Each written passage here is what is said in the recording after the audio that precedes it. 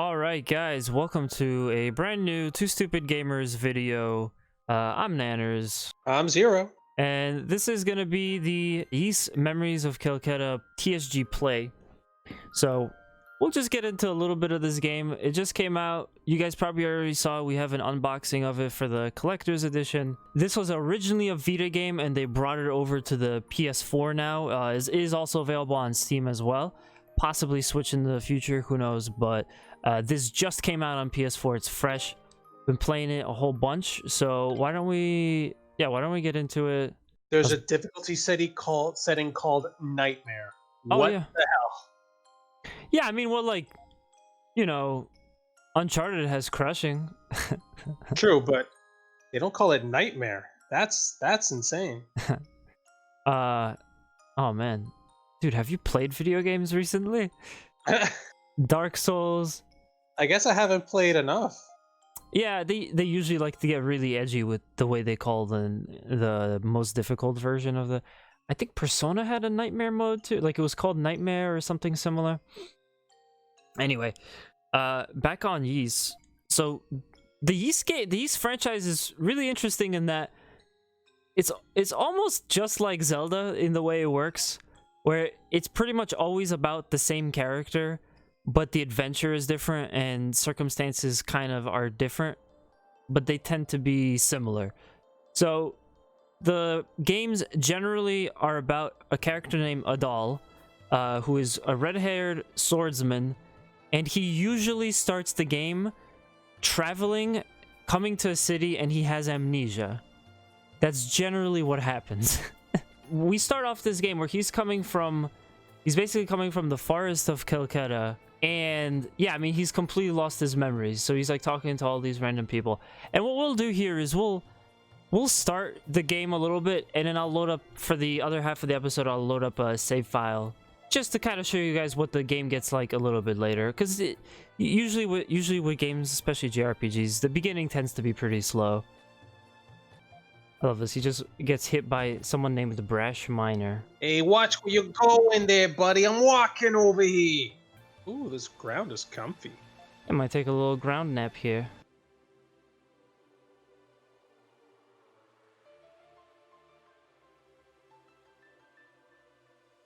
Is our protagonist dead?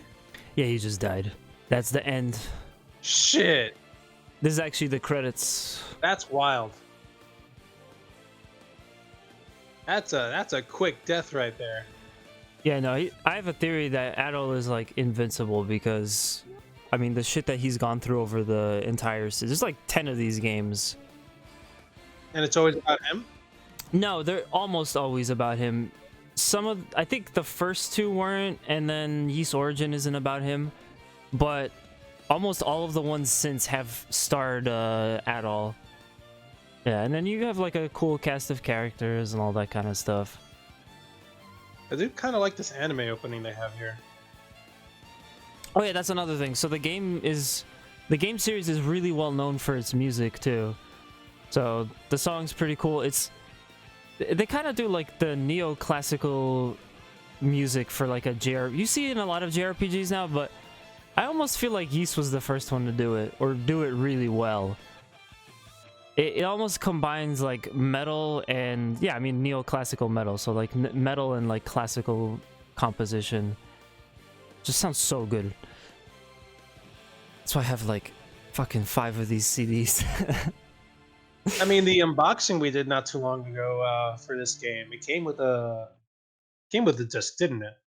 Yeah, it did. Yeah, you got like a cool sampler of the whole series from songs from the different games that were in the series. Oh, Richard, look at that. You have a maid called, well, not a maid, It should be like a bartender? A waiter. An innkeeper. A waitress. Yeah, waitress, yeah. Those are our good buddies. Hello there, kid. Silver-haired man, aka Durin.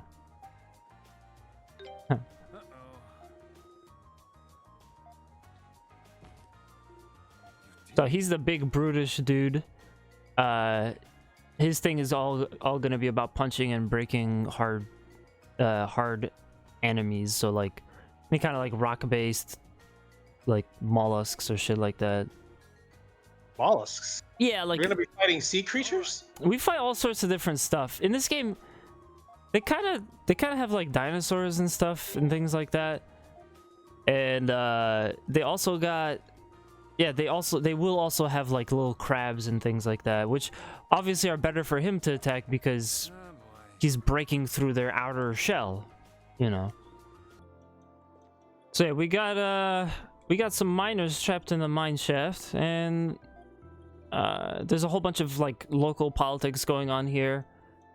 The game does fit in pretty well to like the rest of the story, so you would benefit from playing some of the other games, but you're not really required to.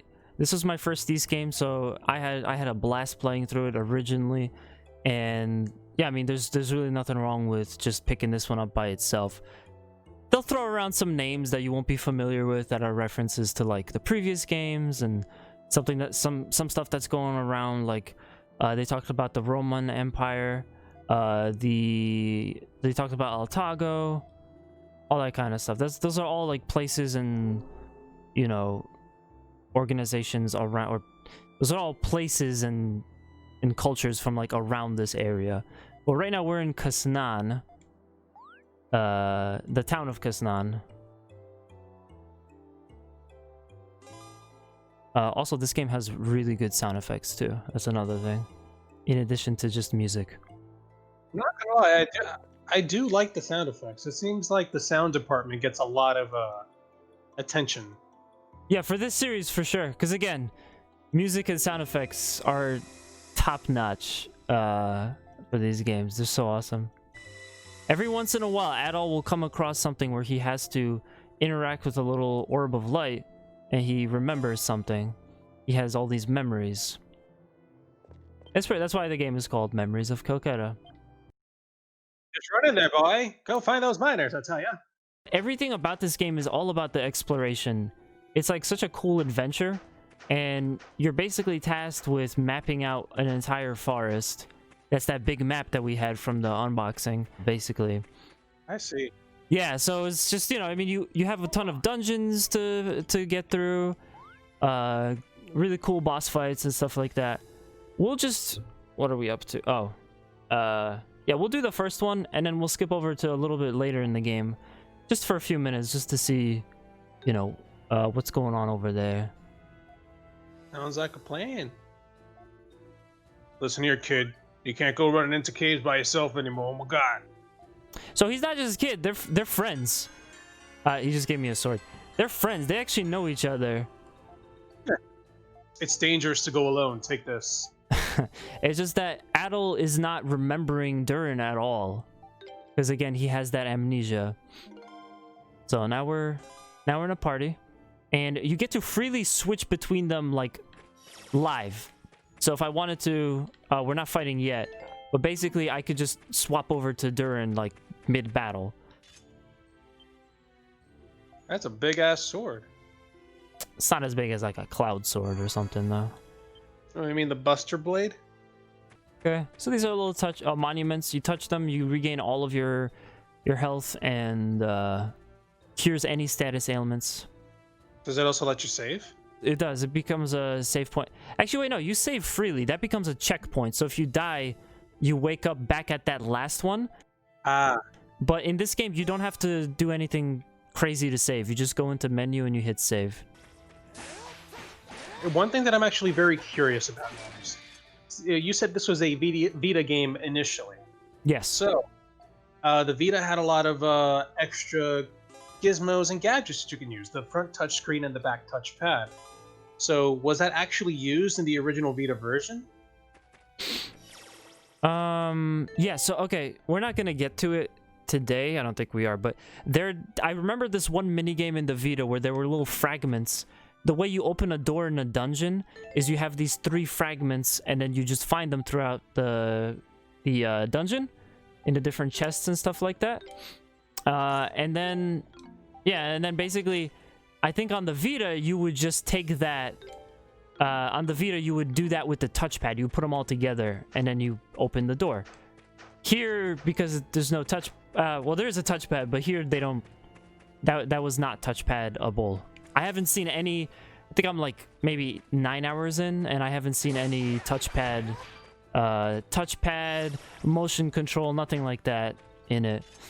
I see. So, yeah, basically through the port, they just decided, all right, well, let's get rid of all the touch functions. I believe so. I believe so.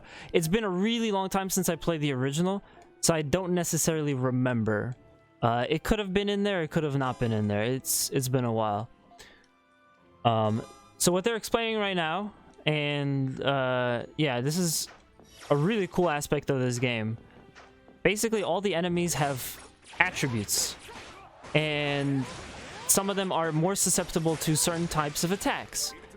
And then your allies and you have a certain Adol and his friends. They have certain attack properties that coincide with those weaknesses for enemies. So basically, it's like if you attack an enemy using its weakness, you do more damage. You get more points. At the end of it, you have a better chance for like a rare item drop and all sorts of stuff like that, basically. So you regularly want to have multiple party members with the different attributes, and then you also want to be freely switching between them all the time. Leave it to me. Whoops.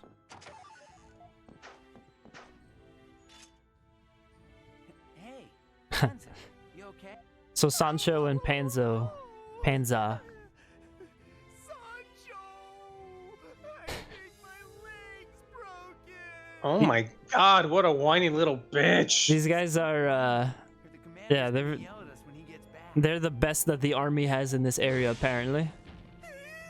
Or in this town, That's a pretty weak-ass army. Yeah, it's pretty sad. Their commander is also really funny too. Come on. Wow, what a douchebag. Annas, how could you? You know, sometimes you do certain things. So here's a question. Yes. Because I saw that there was a multiple choice thing there. So does that do anything to the story? Does it change any aspects of the story if you choose something mean or good? No, it's purely just like the way you wanna play Adol. Like you wanna have some fun with the dialogue. That's about it. It doesn't actually change anything. I see. Yeah. The most important thing in this game is the gameplay, the music, and the story. But it's not the story in the sense of like you're gonna have any real interaction with it. You're kind of just playing through this adventure is what it is. Also, I just realized something. Yes. So panza, if you say it in Spanish, panza, that literally means belly. So the character's literally called Belly, but in Spanish. That may have been, hey, that may have just been the localization team having some fun. It really could have been, and I found that kind of interesting. Like, I saw the name and I said, that's odd. But why does it sound familiar? When you're localizing a game, you really have to think about like, what's gonna be interesting to the audience, the new audience, basically. Yeah.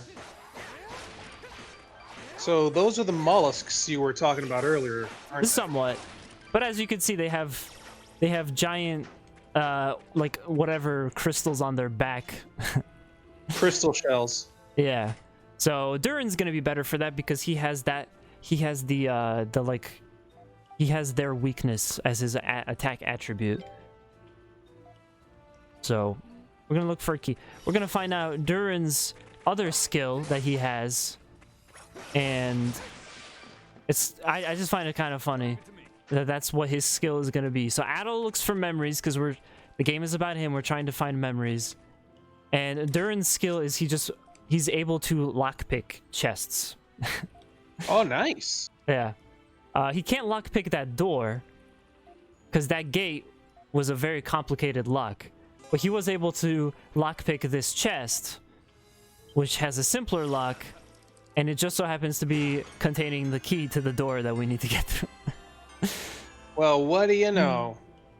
Yeah, it's a very simple dungeon to start off with. But it's nice of them that, like, Hey, Adol, sorry, man, I can't open this door, but I can open up this chest, and what do you know? Here's the key to the door.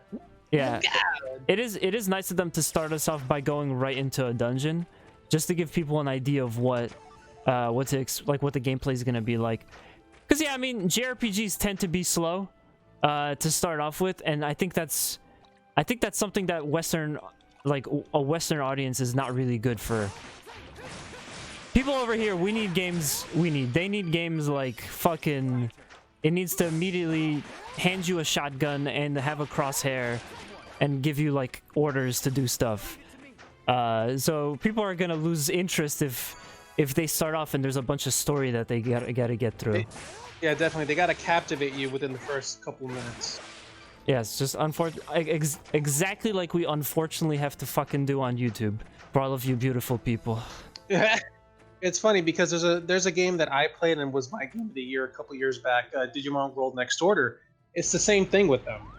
Yeah. Like, you start the game, you don't even get to walk around, and the first thing you do is a boss battle, which is what's looking like we're doing right now. Well, again, I mean, I rushed through the dialogue, so I went through it pretty quickly. We didn't really, like, you know, take it easy on that. Take it easy. But it is faster than what you would expect. Dude, I was watching a friend, curly-haired hero. He was streaming Persona 5 Royal, the new one, where they added more content into it. And it was like, he was streaming for like 3 hours, and nothing happened. Like, there wasn't much input on his end for the most part, gameplay-wise. 3 hours. 3 fucking hours. I can't do that shit, man. Well, I mean, I guess I can. It's different. I guess I can because again, I'm still trying to get through the rest of Digimon World Next Order, and I definitely do want to make a video about that later on. But you spend a lot of time just prepping to do something. Yeah, So- yeah. Again, I mean, again, it's like not what people in the West are used to. Definitely. But you should never.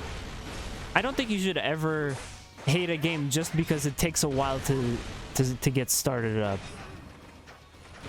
Oh no, definitely. It's just people have really short attention spans. Also, to be fair, not everybody has that much time to. But you're telling me. Get in there. Hit him in the crotch. I don't know if this thing has a crutch. I mean, it looks like you're hitting him in the sweet spot right there. Kind of looks like I'm hitting him in the mouth. Does those look like little teeth? That's one big ass mouth, dude. I mean, I do see what you mean because it does have teeth there, but All right, I'm not gonna sit here and argue with you about the biology. anatomy. Anatomology. I was about to say, Anatomology. when none of us ain't got no medical degrees. I played a bunch of Dr. Mario. I'll have. That's equal to a good medical degree. I thought you were gonna say you played a bunch of Surgeon Simulator. Nah, Dr. Mario's where it's at. Fuck that shit. Oh man, I love that. I love that game. Do. That game is good. That game is really good. So yeah, that was the first real boss that you come into. This is a really short dungeon, so yeah, we reunite with the village and all of that stuff. But again, I want us to see what the game kind of looks like a little bit later, kind of where I'm up to. So I'm gonna take a quick second. So these guys are weak to slash, so we could do that. We just unlocked character number. She's technically character number 4. Interesting. Yeah, she's technically character number 4. But right now we only have 3 people. And she is the third type where... So basically you have slash damage, like the heavy kind of damage, like crush damage, or I guess, I forget what it's actually called. And you have what she does, which is piercing damage. So the 3 different types. So now, if we go anywhere, we're basically good. Because if we encounter any type of enemy with a certain weakness, we're going to have that attack ready. We're going to be able to do, you know, that kind of attack. So this chick in your party, is this like a previous friend again that you have to now try to remember? Yeah, we've already gotten past all of that stuff, but we had met before. Also, we are in a dungeon, so that's why you see all. That's why we're kind of like, you know, inside and stuff. I'm gonna see if we can't. See if we can't get out of here. I want to show you. I want to show everybody some of the forest. Ooh, mama, that's a big ass spider. You best kill that mofo. Yeah, the bigger enemies don't have any weaknesses, which makes it harder to kill them. And you'll also run into enemies in this game where, like, a lot of the enemies are pretty easy. Like these little spiders. I mean, it's cannon fodder. But then you'll run into a big ass spider or a giant gorilla or something like that.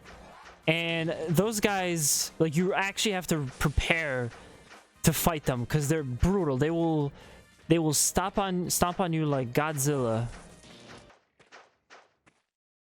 Jesus Christ, that rolling is quick. Yeah, you got to get used to that rolling. So this is where her village was at, right? And we could use these shrines these monuments to teleport each other, to teleport through. But this is everything I have unlocked so far. Obviously, there's more. Our goal is to map the entire forest. That's the whole point of this game right now. Like, that's what we're here to do. Yeah, this is one of the earlier areas. It's got all these monsters. If you ever see the damage is yellow, that means they're being hit with their weakness. If you see the damage is blue, that means that it's not optimal. It's not like an optimal attack for that enemy. I see. Yeah, because they're being hit with like a different attack property. Oh, I didn't even show you guys. So we got all these interesting skill attacks. I didn't even get to show you guys the flash guard and the flash. I think it's called flash move.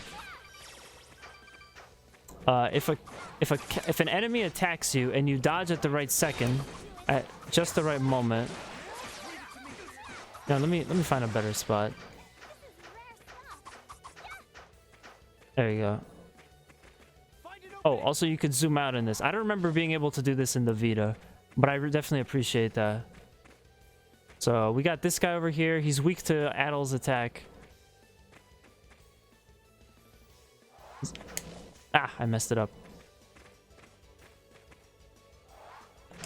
There you go.